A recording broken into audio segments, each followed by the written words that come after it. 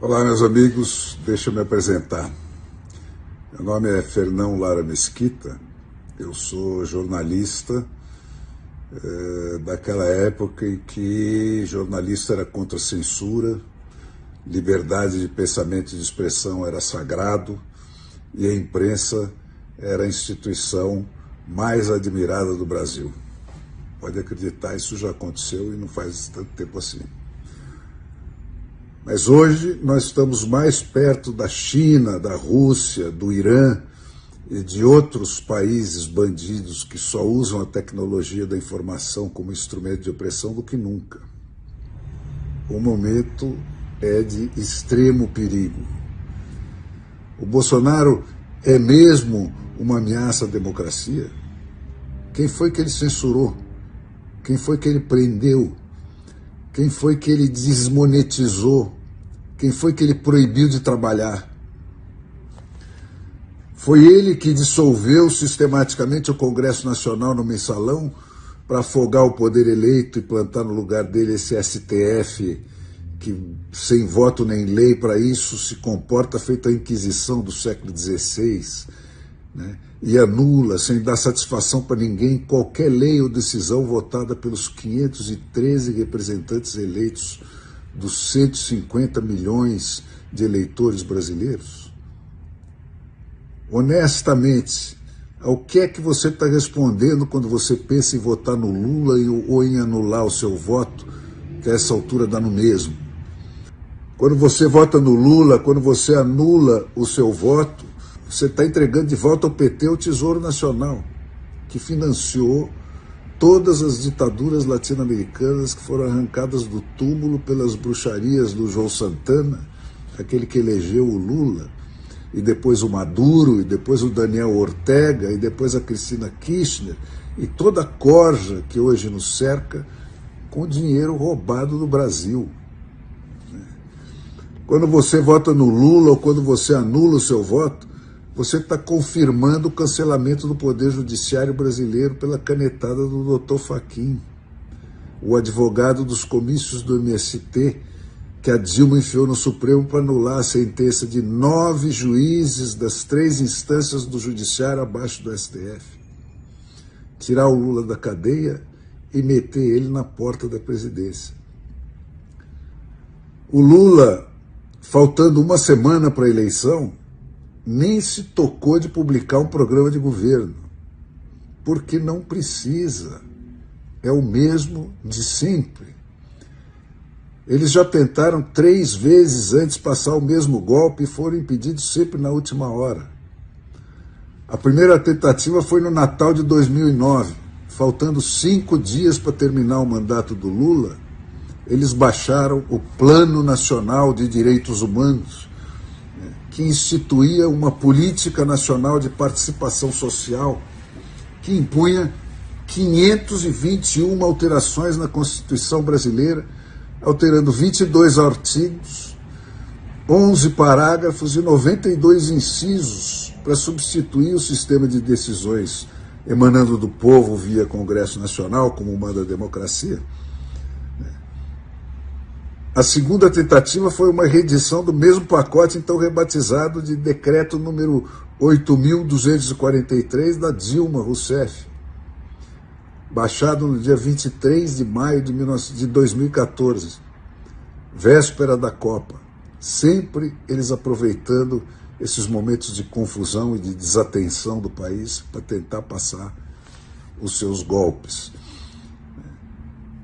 Esse pacote mantinha o Congresso aberto, porque não podia afirmar que ia fechá-lo, né?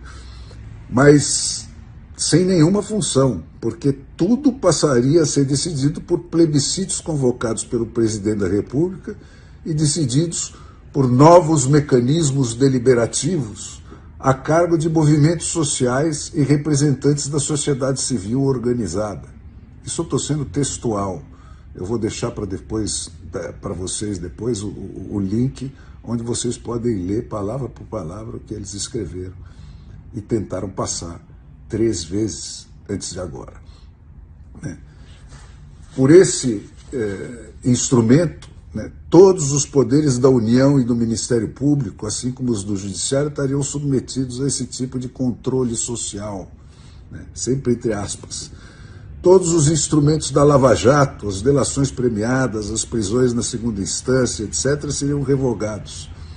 E o controle da mídia, a obsessão do Lula, se faria com a atuação da Anatel e da Polícia Federal para impedir perseguições como a que o Lula tinha sofrido. Com o STF e a mídia dominadas, eles desistiram dessa frescura, né? Não precisava mais. Rodou o Ministério Público, agora o que vale são as ordens dos Randolphos Rodrigues da vida que o STF executa. Rodaram a Lava Jato, a lei da ficha limpa e a condenação na segunda instância. Rodou a liberdade de imprensa, caçada pelos próprios jornalistas. Mas tinha muito mais que ficou ainda por fazer.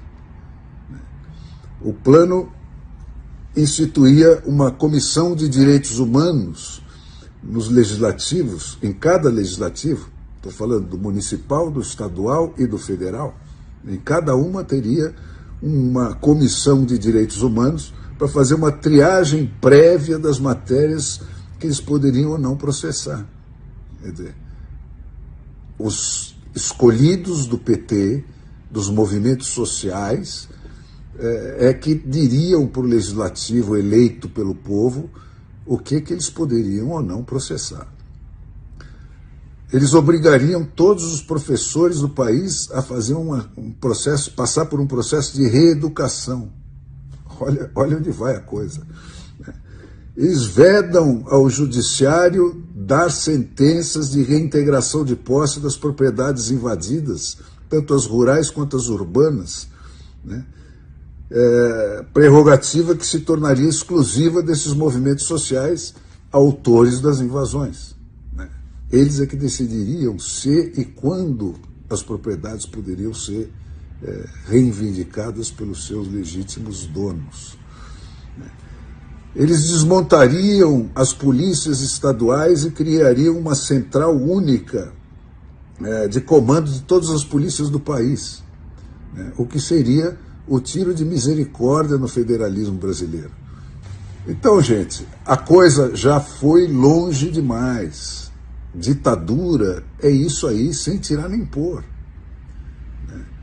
Se o Brasil mandar o lulismo para onde ele merece, eu não sei quantas décadas perdidas nós vamos levar para nos curarmos de tudo isso, de toda essa doençarada que o PT instilou nas veias do país enquanto ele esteve no poder.